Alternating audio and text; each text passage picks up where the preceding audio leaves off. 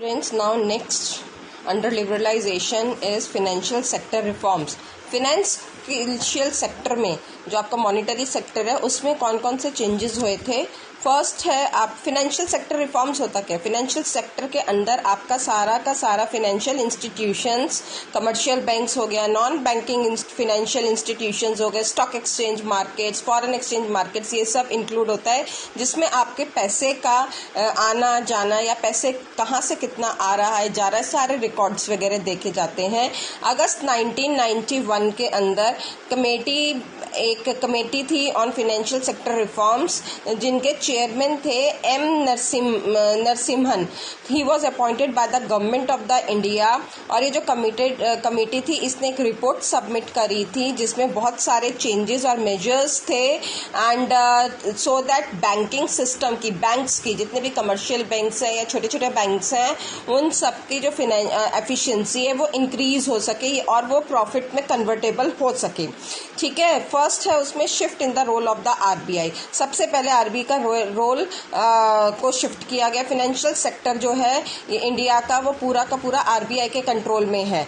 It is control through various norms. RBI बहुत सारे rules and regulations लगाता है जिसके कारण हमारा फाइनेंशियल सेक्टर कंट्रोल होता है. आरबीआई डिसाइड करता है कि कितना कितना पैसा बैंक अपने पास रखेंगे, कितना रेट ऑफ इंटरेस्ट पे वो देंगे, दूसरे सेक्टर्स को, एग्रीकल्चरल सेक्टर्स पे को कितना देना है, आपका इंडस्ट्रियल सेक्टर को कितना देना है और अदर सेक्टर्स को कितना पैसा किस हिसाब से रेट ऑफ इंटरेस्ट पे देना है.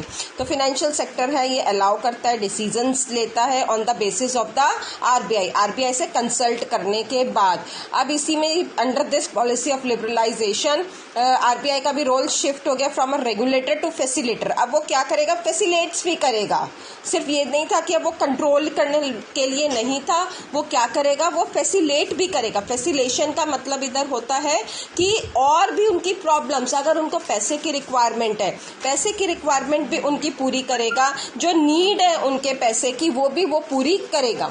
ये सारा आपका फाइनेंशियल सेक्टर रिफॉर्म्स के अंदर role of the shift in the role of the RBI. Controller को छोड़कर अब बाकी और रोल भी उनके होना शुरू हो गए. सेकंड है आपका reduction in statutory liquidity ratio and cash reserve ratio. SLR, statutory liquidity ratio को हम बोलते हैं SLR और कैश रिजर्व रेशियो को हम बोलते हैं CRR. ये वो रेशियो, ये वो लिक्विड फॉर्म में आरबीआई अपने पास कैश कंट्रोल करने के लिए पैसा रखता है, रिजर्व करके रखता है. ठीक है.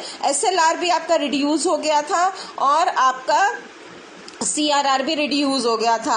अब जो आपका फर्दर जो है आपका SLR CRR 19.5% तक रिड्यूस हो गए हैं इन 25 सितंबर 2017. इसके कारण क्या होगा, अगर आरबीआई के पास कैश कम होगा तो मैक्सिमम लोन के फॉर्म में डिफरेंट सेक्टर्स को पैसा दिया जाएगा.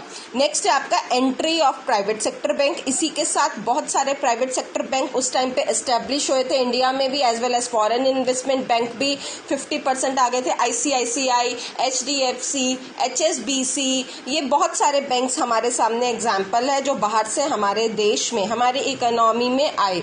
Entry of private sector banks तभी से हमारे देश में शुरू हुआ. इसी के साथ आपका जो सेबी मार्केट है, जो आपका स्टॉक मार्केट है सेबी, ठीक है, इसमें भी काफी चेंजेस आए थे. It was also established in 1988 जो कि आपके पूरे इकोनॉमी को, इंटरनेशनल और डोमेस्टिक के आपका जो शेयर मार्केट को, जो आपका स्टॉक एक मार्केट को, इसको कंट्रोल करेगा. कितना कौन पैसा इन्वेस्ट कर रहा है, अलॉटमेंट शेयर्स की कितनी होनी है, सो ऑन बहुत सारी चीजें जो वो इसको कंट्रोल करेगा.